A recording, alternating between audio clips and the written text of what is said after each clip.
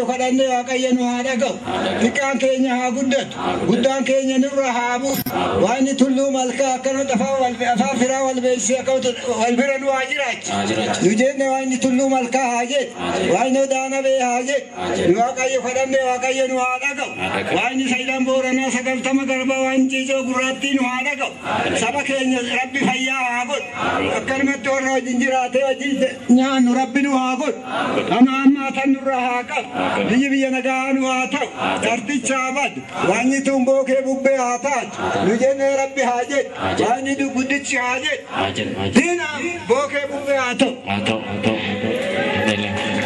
Arti keenyatti kan gufuutaa turu keessaa rabbi haa buqqisu isinillee kayyaadan xiqqaan guddaan dubartiin keenya shamarran keenya hundumtuu artii oromootiif tunu mucaan kunillee kitaaba kana ifaajii sammuu isaatti cuunfee halkan guyyaa otoo hin dadhabin asiin ga'e ammallee hamlee isaa haa cimsu irreen isaa haa cimsu beennaan yookiin harkiin qalamattiin qabatallee ammallee gaariidhaan waan gaarii haa barreessitu waan ummataaf tolu haa barreessitu isinillee akkuma kunoo hundumtuu tokkummaadhaan namni yoo tokkummaa qabaate bakka guddaa ga'a waan ta'eef tokkummaa nuuf haa kennu egaa kana nan wallaalee nagaan nu buluu qabu galatoomaa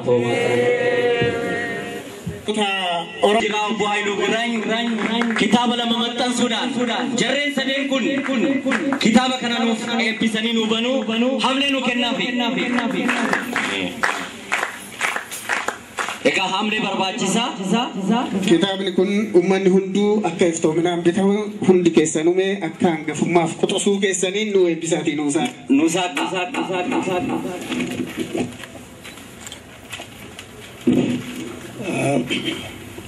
nuuf qalcha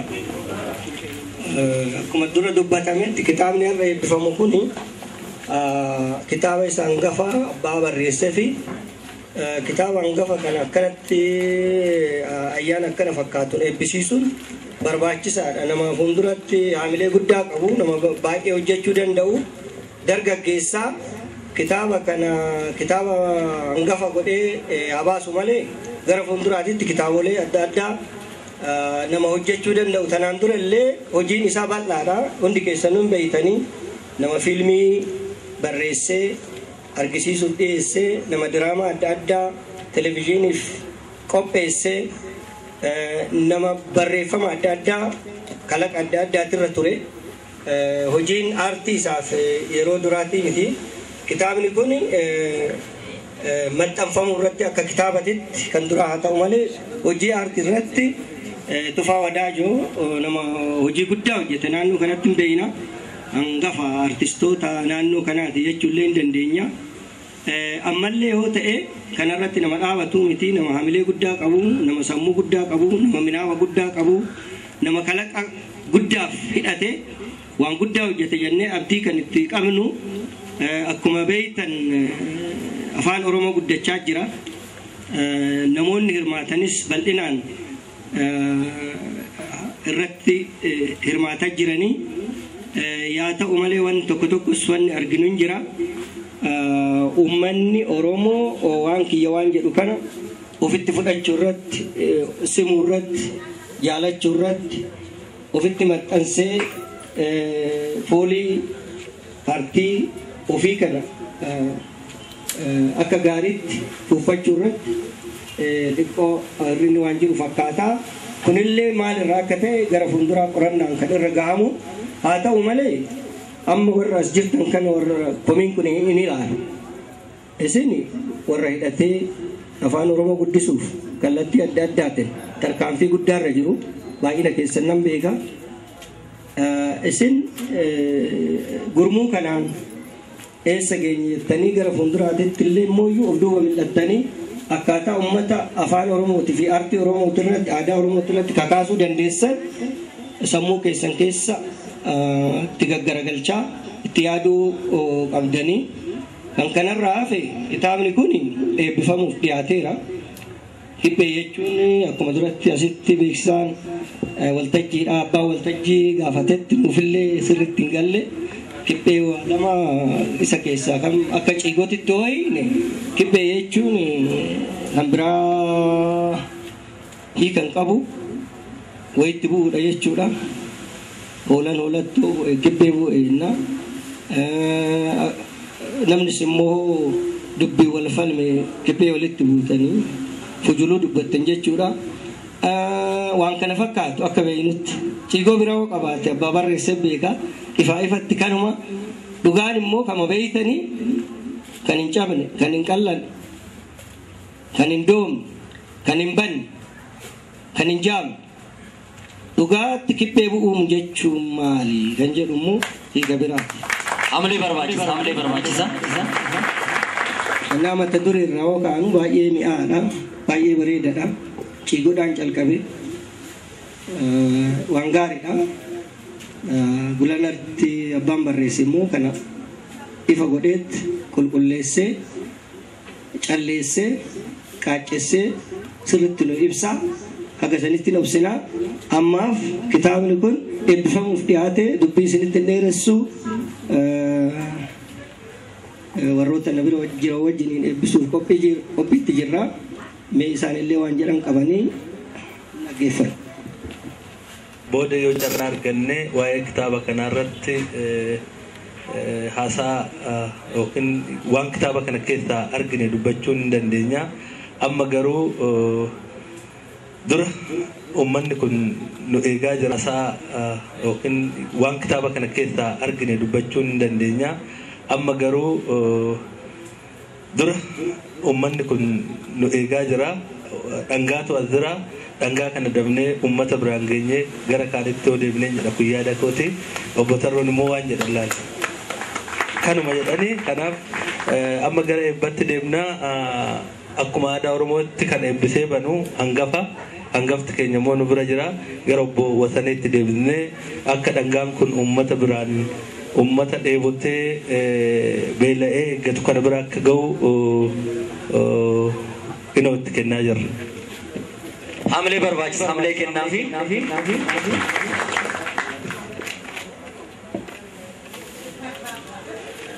Banamaa jira. Hamileen barbaachisa maal isinitti nu yoktay? Isin sadeenu qabadha afaa. Obbo Haayiluun durseetuma qabate hamilee naa kennaafi.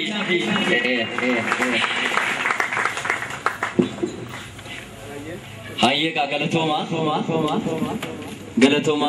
hamilee naa kennaafi jara kana.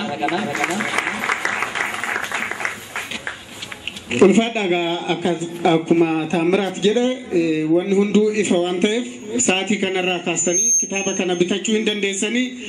Inni guddaan ani isiniin jedhu garuu safuu Oromoo keessatti hangafa mormuu baatanis tufaan as ba'ee dhimma kitaaba kanaa dhimma mata duree kanaa akka nuuf ibsu hin barbaadu. Maaliif ibsinaan asumattuu dhumtee maal bitattarre bitadhaatii maalummaa isaa ilaaladha. Waa hundaafuu tufaan kara waltajjii kanaa dhufee akkuma artist isaa kun kan mul'ate artuma gubbaarratti xiqqaa ta'een isa beeka gaanii waan inni jedhu qofa baga nagaan dhuftan jechuu dhufee baga nagaan dhuftanaa jedhu. Hamilee barbaachisa mee tufaadhaaf yeroo tokko. Egaa kabajamtoonni keessummoonni naannawaa Finfinnee irraa dhuftan akkasuma Oromiyaa cufarraa dhuftan guddaan isin galateeffadha. Ana qofaaf miti ka dhuftan aartii keessan guddisuuf seenaa keessan guddisuuf seenaa taasisuuf fide. Dabalataan immoo na kabajanii aartiif seenaa keessan kabajanii dhufuu keessaniif guddaan itti gammada. Keessi kiyya baay'ee itti gammada.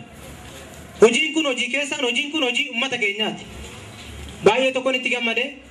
Kitaabni kun bifa kitaabatiin haa dhiyaattu malee fiilmiin xumuree harkarraa qabu jira. Kitaabni bifa asoosamaatiin qindaa'ee kitaabni lama jira. Ispoonsara dhabuudhaan hangammaa lafa teesseerti. Haa ta'uuti malee gipheen dhuguma qeeqaaf dhugaa qabattee gara uummata Oromootti dhiyaatte jechuudha. Kitaabota kana keessa immoo diraamaa raadiyoodhaan daddarban diraamaa furmaata namni hin beekne hin jiru. Waggaa tokkoof ji'a lama tamsa'aa ture. Diraamaa abdii jireenyaa raadiyoo Oromiyaatti tamsa'aa ture. Hojiiwwan koo keessa immoo gipheen dhugumaa bifa barreeffamaatiin uummata ishiif kan dhiyaattedha. Isin keessummoonni guyyaa irraa asitti argamtan xiqqaan ta'e guddaan ta'e dubartiin ta'e hayyoonni keenya cufti akkuma har'a asitti argamta kana aartii keenya jajjabeessuudhaaf xiqqaa keenya guddisuudhaaf guddaa keenya kabajuudhaaf waliin taane aartii keenya guddisuun jedha. Guddaan isin galateeffadha. Horaa bulaa deebana. Namni tokko guyyaa dhalaterraa dhalachuun isaatu seenadha. caalatti immoo tufaan nama akkamii ture aartii oromootiif gumaacha maalii kenne kan jedhu hamman beekutti waa hunda ta'uu baatullee waan an beeku isinitti himuu fi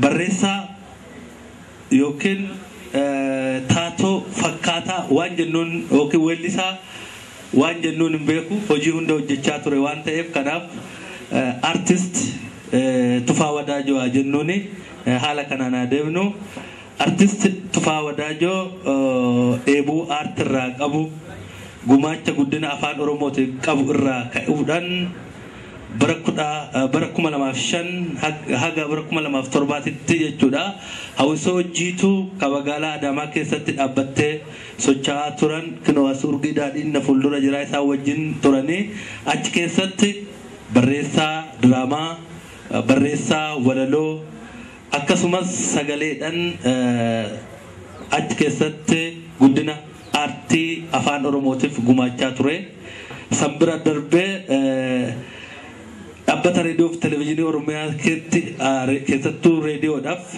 gara kutaa 57 darbaa kan ture diraamaa barreessee guddina aartii oromootiif gumaachee jira dabalataan illee barootuma darbe kana keessa kutaa 10f citee kutaa 10f darbaatii achiin booda kan jedhe diraamaa reediyoo afaan oromoo gumaachaa tureera isa bira darbuudhaan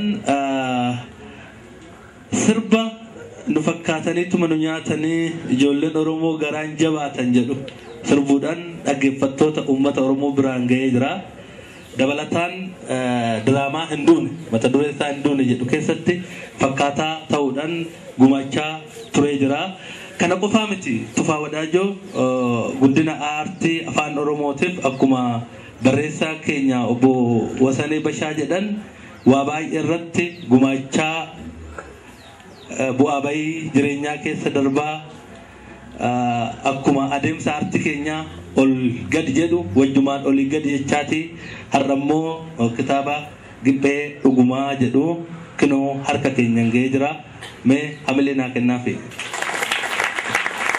gabaabinaan waan inni gumaache ergan ammana jedhee yoo na hayyamtaniif waa'een kitaabni kana keessatti waa tokko waan hin arge tokko dubbachuun barbaada kitaaba Giphee Dhugumaa jedhu dubbisee jira haalli jiru dhugaa nu keessa jiru yoo jedhu waa'ee bulchiisa rakkoo bulchiisa gaarii rakkoo kiraa sabsaabdummaa biyya keenya keessatti dagaagee jiru kitaaba kana keessatti jira asirratti waa tokko fakkaatota tokko kaasuun barbaada dhugumaa fi abbaa garaa akkuma jirutti abbaa garaa jedhee abbaan garaa kun guddina aartii oromoo akka galma hin geenye gadi dhiibaa ka ture nama dandeettii hin qabne nama guddina aartii oromoo dhiibaa ture angoo argatetti fayyadamee nama dhiibaa turedha dhugumaan immoo faallaasaa nama socho'aa turedha dhugaa baasuudhaaf kan turedha walumaa galatti haalli bulchiisa gaarii rakkoon hamaan amma keessa jiru achi keessa jira fakkeenyaaf maaltu jira qabeenya ummataatiin faayidaa dhuunfaa ofii oolfachuu fakkeenyaaf yaadasaan konkolaataa dhuunfaa isaatiin konkolaataa mootummaatiin hojii dhuunfaa isaa hojjetaa dhugumaan immoo hojii mootummaa hojjechuudhaaf iyyuu konkolaataa kanatti fayyadamuu hin danda'u bilbila hojii ummataatiif bilbiluudhaaf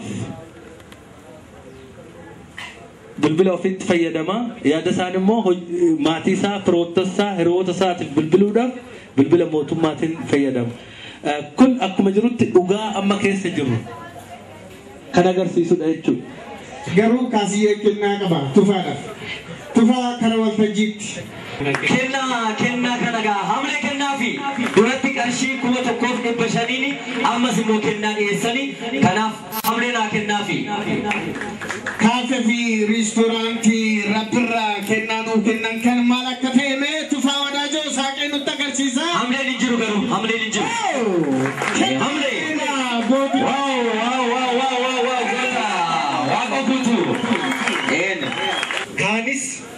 kan nurraa eegamu maa'inni namoota warra sitti hin argamne namoota keenya warra iddoo garaagaraa jiran sirriidha nama mijanneef jiraachuun ni mala garuu hundumni keenya yoomee kaka'umsaa hojjennu warra kaan keessatti kaka'umsaa uumnume ofii keenya barree ofii keenya eenyummaa keenyaaf sochoonee dhiisuu qofa otoo hin ta'in mee warra kaanis haa kakaasnu uummata keenya warra illee dhaga'ee akka dhageenyetti taa'ullee mee haa dammaqsinu. Kanaaf ani kan jechuu barbaadu waan inni itti qophaa'e illee qabu Tufaa akkuma jedhame baay'ee hojjeteera. Ammas gara fuuldurattis waan baay'ee nama hojjechuu danda'udha. Tiyaatira nama hojjeteerudha. Nama waan hedduu barreesseerudha. Ammas kitaaba isaa kana hundi keenya illee bitannee waan dandeenyuun gargaarree haamileen illee waan guddaadha. Hundi keenyaaf immoo eenyuyyuu nun dhufu. Sabni kamiyyuu aartiitii ala hin jiru. Sabni eenyummaa hin qabnes hin jiru. Oromoon tokkuma. Iddoo garaagaraatti dhalannee biyya garaagaraa haa jiraannu malee obbolaama garaagaraatu biyya garaagaraa jiraata. Idduma garaagaraa jiraachuun keenya gargar nun godhu. Kanaaf waan tokko jiraannaan waa'een eenyummaa Oromummaa jiraannaan walirratti haa dirman. Tokkummaa keenyaa ibsannu. Ani kanan jechuu barbaadu kanuma of galaa jiraadha.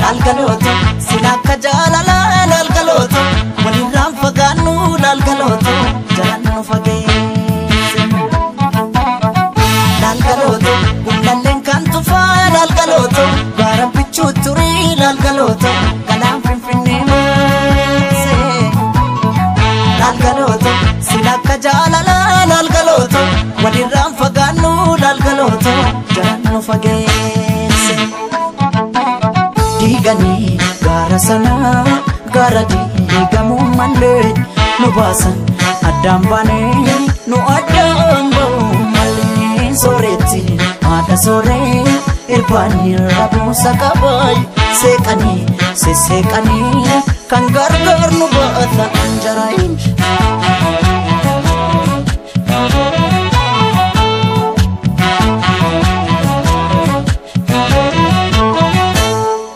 ogalaletia kotiyo na bandida yadida harkotaki Ogalaletia, kurra baranda dabe, murma ke jalatanensa. Ogalaletia, sulul taloni tiksu, darabati galchira. Ogalaletia, yoman ufesi akka, ansirra fadon jirai. Malan jira yaga, lane malan jira cacap senanyate jirai. Aninjiru wadi, aninjiru yaga, aninjiru kute nanyate tu.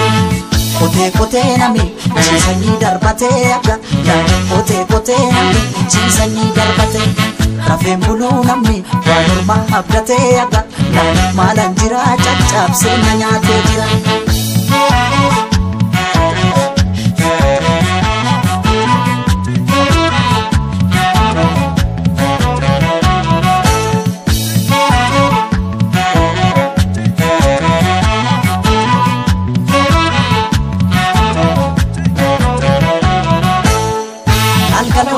Kulalen kan tufaan algaloto gara pichu turi algaloto galang finfinne se algaloto silaka jalala algaloto walin ram faganu algaloto jalan fage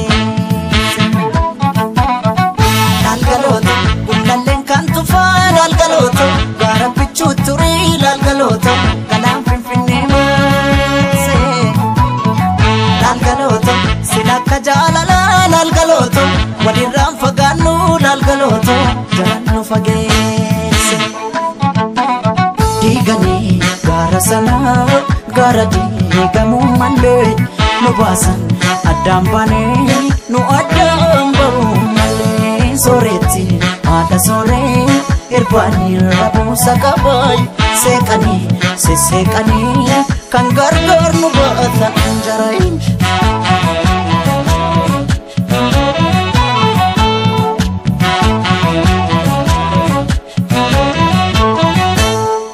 Ogalaletia farda sida katani sida dabale suri Ogalaletia irkanu dangesani barri ture bule Ogalaletia wadesi jira gube amborra jalaki Ogalaletia narra fagatte jade siadun kiyayo mafe Mada nafe nafe aga dane mada nafe caccabse nyaate labe aninjiru aninjiru aga dane aninjiru kukkute nyaate turi chuwa jetti singiro nalkani aga dane chuwa jetti singiro nalkani nama garan ane mamu narkani aga dane malanjira caccabse nyaate tirai malanjira malanjira yaga dane malanjira caccabse nyaate tirai aninjiru yaga dane aninjiru kukkute nyaate tiri kote nami ciisanii darbatee yaga dane kote nami ciisanii darbatee